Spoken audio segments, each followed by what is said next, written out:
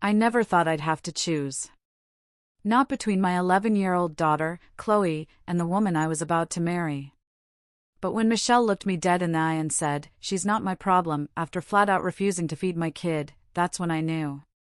That's when I finally admitted to myself I'd been blind, ignoring red flags the size of billboards. See, my name's John.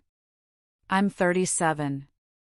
And I've been a single dad to Chloe since she was 6, when her mom, Sarah, lost her battle with cancer. Those first 2 years, they were brutal. Just me and Chloe, figuring out life without the person who held us together.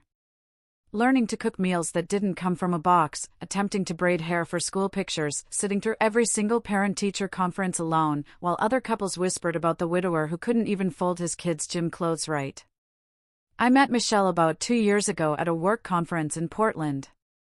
She was funny, smart, worked from home doing freelance marketing. For the first year, everything just clicked. She'd join us for weekend breakfasts, laugh at Chloe's jokes about her math teacher, even helped pick out a new backpack for the school year. So, when I proposed last spring, it felt like we were finally becoming a real family again. Michelle moved into my house 3 months after we got engaged. And that's when I started noticing the cracks.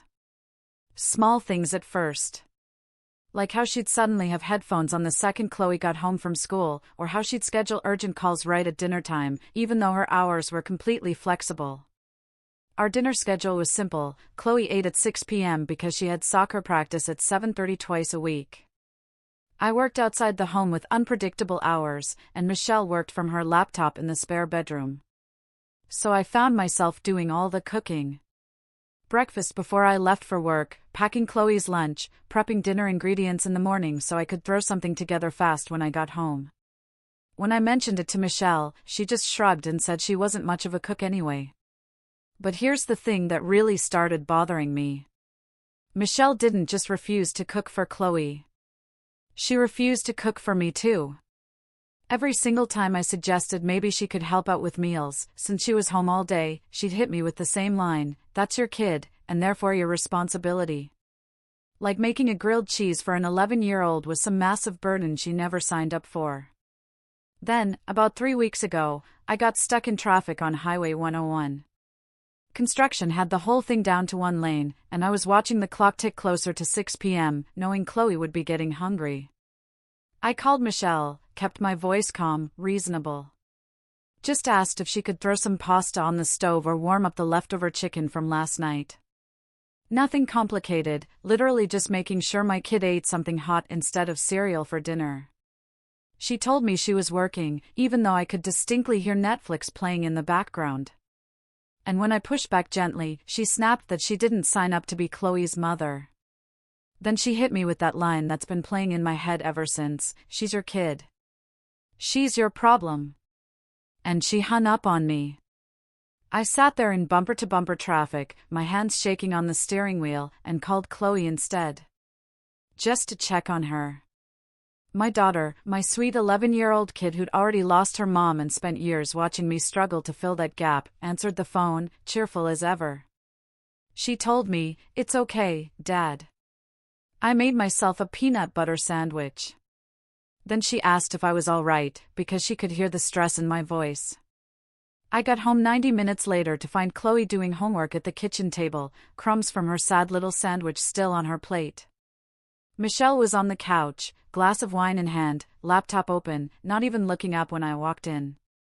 I didn't say anything that night. Just quietly made Chloe a proper dinner with vegetables and protein, sat with her while she told me about her science project, then tucked her in and read 2 chapters of the book we'd been working through. The whole time, I kept thinking about how Michelle had been home the entire afternoon, had walked past Chloe probably a dozen times, and couldn't be bothered to put a frozen pizza in the oven for a kid who never asked for anything and always said please and thank you. That was the moment I started really paying attention to the pattern. How Michelle would literally step over Chloe's backpack in the hallway instead of moving it. How she'd schedule her gym time exactly when Chloe needed a ride to soccer and I was in meetings. How she'd suddenly need to make an urgent work call whenever Chloe asked for help with homework, even though a quick Google search could have answered it in 10 seconds. I started testing it. Little things, like mentioning Chloe had a game on Saturday and watching Michelle immediately plan a girls' day with her sister. Or asking if she could pick up Chloe from school one day when I had to work late, and hearing about how her schedule was just too packed, even though I'd seen her Instagram story from that same afternoon showing her getting a manicure. The breaking point wasn't just about food or rides or homework, though. It was about what Michelle said during those moments when she thought she was being reasonable and logical. Every single time I brought up the fact that we were supposed to be building a life together, that being a step-parent meant actually parenting sometimes, she'd counter with how she was my partner, not Chloe's replacement mother. Like those were mutually exclusive things. Like loving me meant she got to completely opt out of caring about the most important person in my world. I tried having a real conversation about it one Saturday morning after Chloe left for a sleepover at her best friend's house. I sat Michelle down with coffee and asked her straight up what she saw our future looking like, what role she planned to play in Chloe's life once we were married. She looked at me like I'd asked her to solve calculus and said, "John, I agreed to be your wife. I didn't agree to raise someone else's kid." And that phrase, someone else's kid, when talking about Chloe, it just hit different. Like my daughter was some random neighbor child and not the person who'd be living in our house until she graduated high school. I realized right then that this wasn't about Michelle being overwhelmed or needing time to adjust. This was about her fundamental view of Chloe as an obstacle to the life she wanted. A problem she hadn't agreed to take on. Baggage that came with the package she actually wanted. That night, after Michelle went to bed, I sat in my home office looking at our finances. Really looking at them for the first time in months. And I started adding up numbers that made my stomach turn. The biggest mistake here wasn't trusting Michelle initially. It was ignoring consistent behavior patterns for 3 months after she moved in. When someone shows you through repeated actions that they view your child as an inconvenience rather than a person, that's not a communication problem. That's a values problem. And it doesn't get better with time. The financial picture I uncovered that night made everything crystal clear, in the worst possible way. Over the past 6 months, Michelle had racked up almost $18,000 on the credit cards I'd added her to after we got engaged. Designer clothes from Saks Fifth Avenue. Daily Blue Bottle coffee runs that somehow cost $40 a pop. Spa days with her sister every other week. Furniture for the home office I'd given her that she barely used. And here's the kicker, a $3,000 handbag she bought the same week she told Chloe that driving her to soccer practice wasn't her responsibility. I sat there staring at the statements spread across my desk. Doing the math in my head. 18 grand could have paid for Chloe's entire year of activities. Could have funded her college savings account. Could have covered the family vacation I'd been planning to take all 3 of us on next summer. But instead, it went to a woman who couldn't be bothered to heat up leftovers for my kid. The pattern became impossible to ignore after that. Michelle would refuse to help with the simplest tasks involving Chloe. Wouldn't pick up her prescriptions from the pharmacy, even though it was on her way home from the gym. Wouldn't sign a permission slip for a field trip when I was in back-to-back meetings.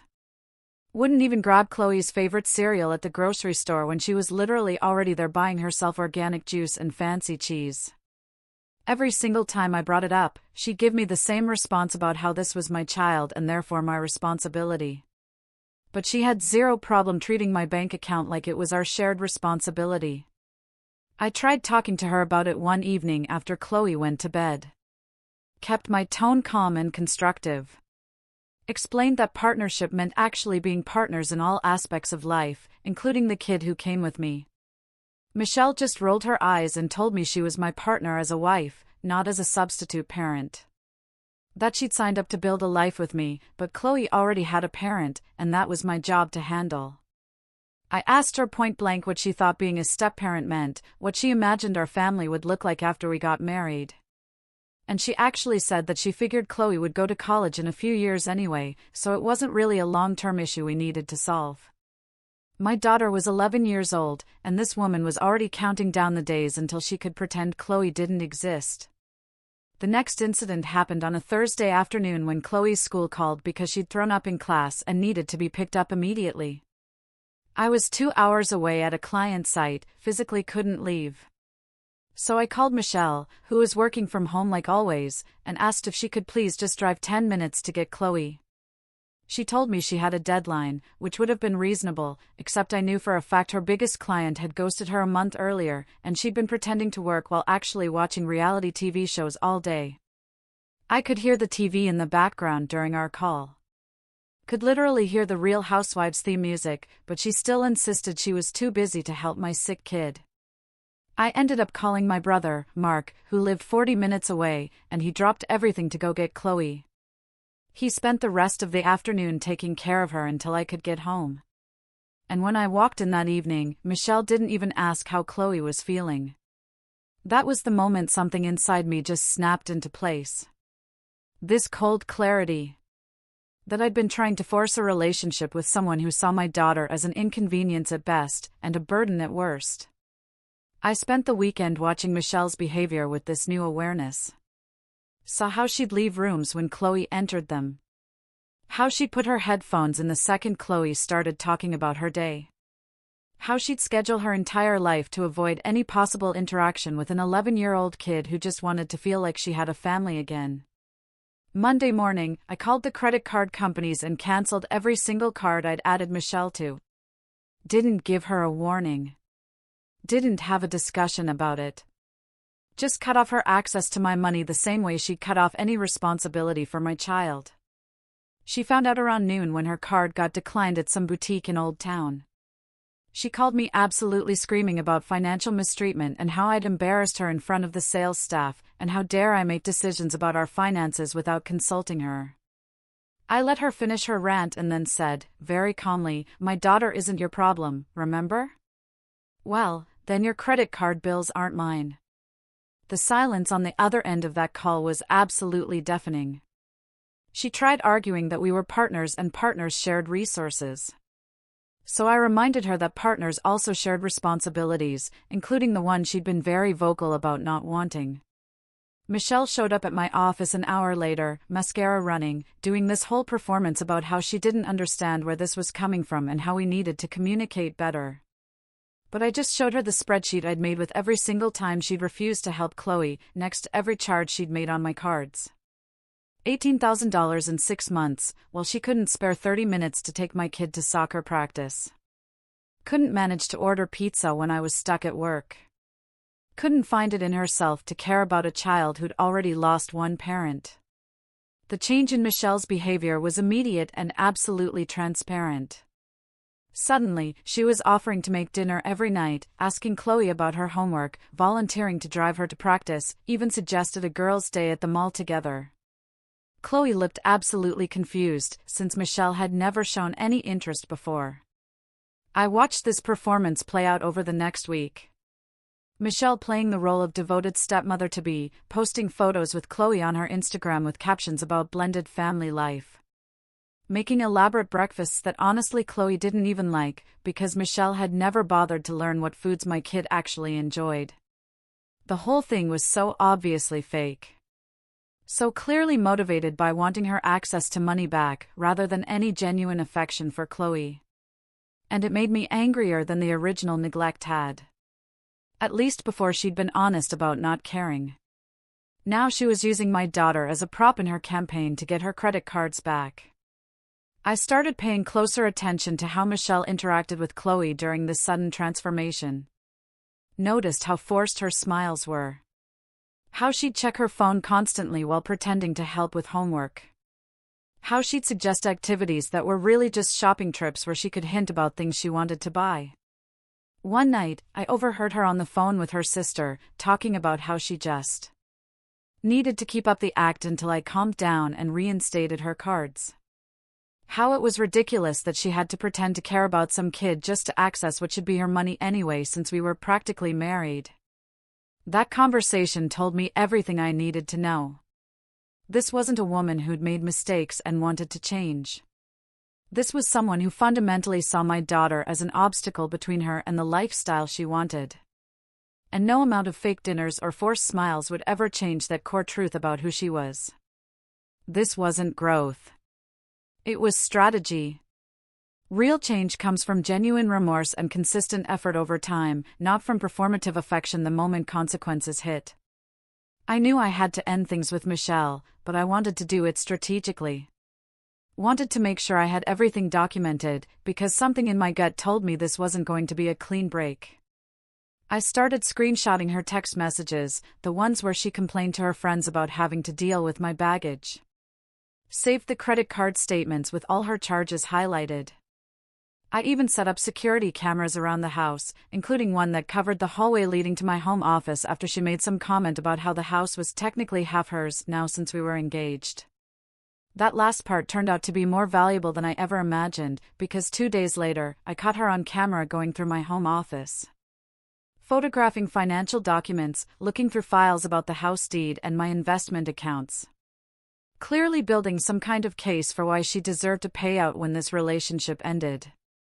I consulted with a lawyer that week, explained the whole situation, showed him the evidence I'd gathered. He told me straight up that I needed to get her out of my house before she could establish any kind of tenancy claim or common law argument. He also suggested I document any interaction she had with Chloe, just in case Michelle tried to claim she'd been acting as a parental figure and deserved some kind of custody consideration. Which seemed insane until he explained that he'd seen messier situations than mine. I went home that night planning to have the breakup conversation over the weekend. Give her a week to move out, keep everything civil for Chloe's sake. But then something happened that made me throw that whole plan out the window. Chloe came to me after school on Friday, wouldn't look me in the eye, and finally whispered that Michelle had told her the reason we were having problems was because being a stepmom was harder than Michelle expected, and maybe if Chloe could stay at her grandparents' house more often, things would be easier. My 11-year-old daughter was standing there trying not to cry, basically asking if she was the reason my relationship was falling apart. And I felt something inside me just go ice cold. I asked Chloe what exactly Michelle had said, and my kid told me that Michelle had explained how adult relationships need space, and sometimes kids don't understand that their needs have to come second. That Chloe was old enough now to be more independent, and maybe she should think about going to boarding school in a few years.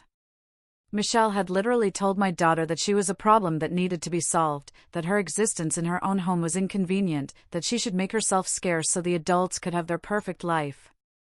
I walked into the living room where Michelle was scrolling through her phone and told her to pack her bags right now, tonight. She needed to be out of my house. She looked up, confused, and tried to play innocent. Asked what had happened and why I was being so dramatic. So I told her exactly what Chloe had just shared with me.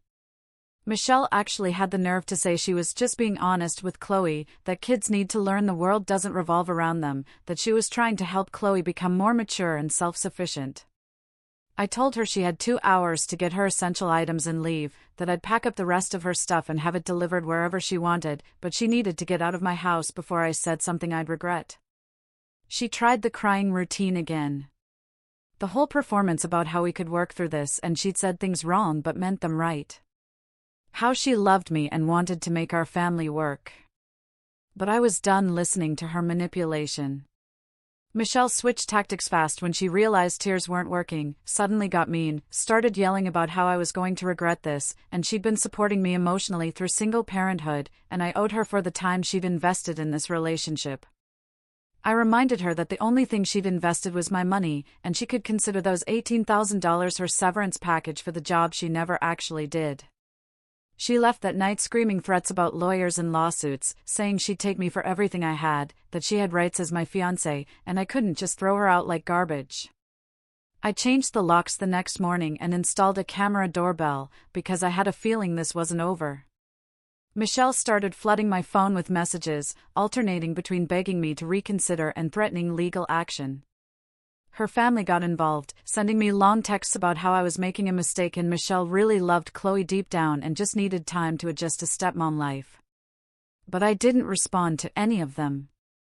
I just focused on making sure Chloe understood that none of this was her fault, that she was never a problem and never would be. That any adult who couldn't love her wasn't someone we needed in our lives. The real nightmare started 2 weeks later when Michelle's lawyer sent me a demand letter claiming she was entitled to compensation for her contributions to the household, that she'd been functioning as a domestic partner and caretaker and deserved financial consideration for the dissolution of our relationship. I forwarded it to my lawyer, who actually laughed and said this was one of the weaker claims he'd seen, especially since I had documentation of her actively avoiding any caretaking responsibilities. We filed a counterclaim for the unauthorized charges she'd made on my credit cards, attached all the statements and her text messages about how Chloe wasn't her problem, included the camera footage of her going through my private files without permission.